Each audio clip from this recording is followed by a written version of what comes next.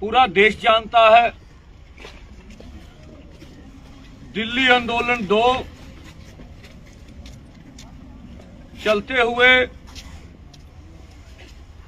लगभग 11 महीने 3 दिन हो गए और डल्लेवाल जी का अमर अनशन आज 53वें दिन में पहुंच गया, 52वें दिन में सॉरी। और इस समय जो कुछ भी घटा ये दुनिया जानती है।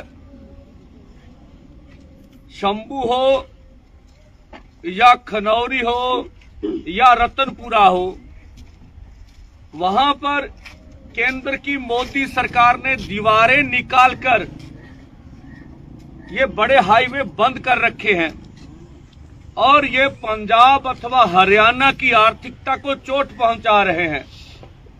ये देश के या उत्तर भारत के या पंजाब हरियाणा के व्यापारियों का नुकसान कर रहे हैं और जितने भी ट्रांसपोर्टर हैं उनका नुकसान कर रहे हैं।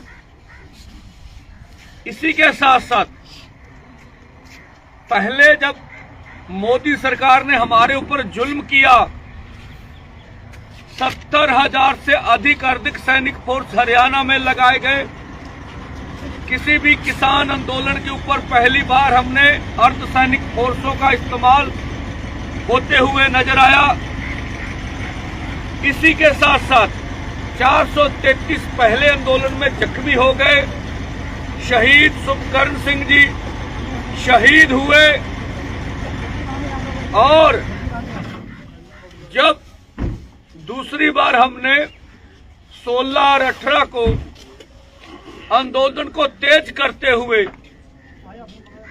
दिल्ली की ओर पैदल कूच करने का निर्णय लिया, जब भाजपा के केंद्रीय मंत्री, भाजपा के सरकार के केंद्र सरकार के अटॉर्नी जनरल, हरियाणा सरकार के अटॉर्नी जनरल चिल्ला चिल्ला के बोलते थे अदालतों में कि ट्रॉली से खतरा है, ट्रॉली में कुछ बम बंदूकें हो सकती हैं। ये उनका आरोप रहा हमारे ऊपर। तो फैसला करके दोनों फोरमों ने पैदल जाने का निर्णय ले लिया और जब पैदल जाने की बात की तो फिर दोबारा जुल्म शुरू हो गया। रबड़ की गोलियां हो, हंजू गैस हो, चाहे पानी की बौछारें हो, इस तरह की जहरीली गैसें इस्तेमाल की कि सारा देश जानता है। हमें छोड़ दीजिए, प्रेस वालों को भी बख्शा नहीं गया, प्रेस को भी टारगेट करते रहे और उसमें भी लगभग 45 के करीब किसान जो हैं जख्मी हुए। शंभू बॉर्डर पर जब पैदल जथे 3 बार जा चुके। इसी बीच एक किसान शंभू बॉर्डर के ऊपर पहले मोदी सरकार से दुखी होकर उन्होंने जहर निकला, दूसरे ने फिर जहर निकला। बेशक यहां हम स्पष्ट करना चाहेंगे कि ये खुदकुशी करने वाला रास्ता उचित नहीं है। हमारे किसानों को ऐसा बिल्कुल नहीं करना चाहिए, आंदोलन पर विश्वास रखना चाहिए। ये भी हुआ। मोदी सरकार को किस तरह से उन्होंने टारगेट किया। अब 111 का जत्था कल खनौरी पर अमर अनशन पर बैठने के लिए जा रहा था। जैसे पुलिस फोर्स ने वहां दबिश दी, दबाव पाने का यत्न किया, ये भी देश ने देखा।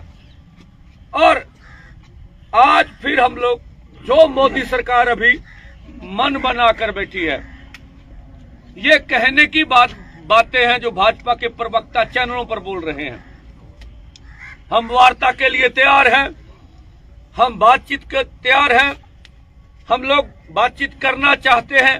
पंजाब के प्रवक्ता खास करके हम 5 फसलें दे रहे थे, माने नहीं, किसी लीडर का नाम लेते हैं, ये झूठ बोल रहे हैं, असत्य बोल रहे हैं। कौन सी 5 फसलें? क्यों देश को गुमराह करते हो? आप कॉन्ट्रैक्ट फार्मिंग बोल के गए थे, पीयूष गोयल जी का बयान है।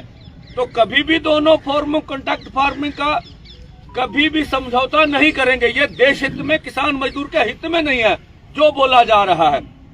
और जो हमने देखा था, जो केंद्र के मंत्री जो बोल रहे थे, आपने जब प्रेस ने बोला कि आप वार्ता करोगे तो बोला भी हरियाणा का फीडबैक नहीं देखा आपने।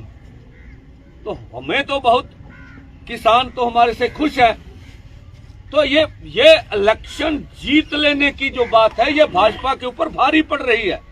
उनका ये मानना भी हमें और कुछ नहीं, हम तो इलेक्शन जीत रहे हैं।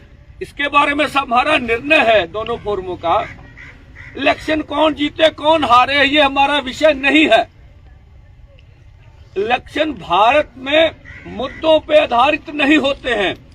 यहाँ धन बल, बाहुबल और इसी के साथ साथ एक परसेप्शन बनाकर इलेक्शन जीते जाते हैं।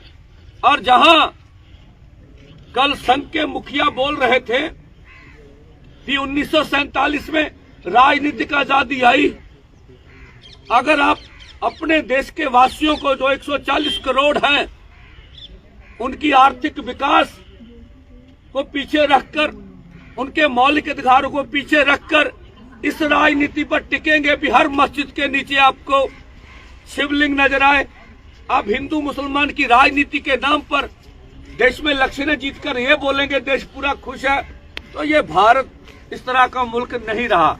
यहाँ सभी धर्म मिलजुल के रहते रहे, बड़ा सौहार्दपूर्ण माहौल रहा है। और आज जो दोनों फोरमों ने फैसला किया है कि 21 जनवरी को चौथा जत्था 101 किसान मजदूर का पैदल दिल्ली की ओर शंभू बॉर्डर से कूच करेगा।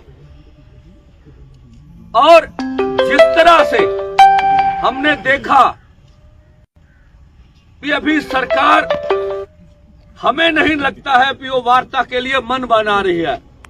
और दोनों फोरमों का निर्णय था इस आंदोलन को हम और तेज करेंगे, तेज से तेज करेंगे। और हम आप चेतावनी देते मोदी जी, आपके जीते जी आपकी सरकार में ही इस देश में एमएसपी लीगल गारंटी कानून बनेगा। किसान मजदूर को कर्ज मुक्त आपकी सरकार को करना पड़ेगा, चाहे आदिवासियों की मांगे हो, चाहे मजदूर की नरेगा का सवाल हो, सभी मांगे ये देश हित में है। अगर मोदी सरकार इसे ये कहती है भी भारत में कोई लोकतंत्र है, तो पंजाब बंद देख लीजिए, 3 करोड़ पंजाबियों ने क्या संदेश दिया आपको।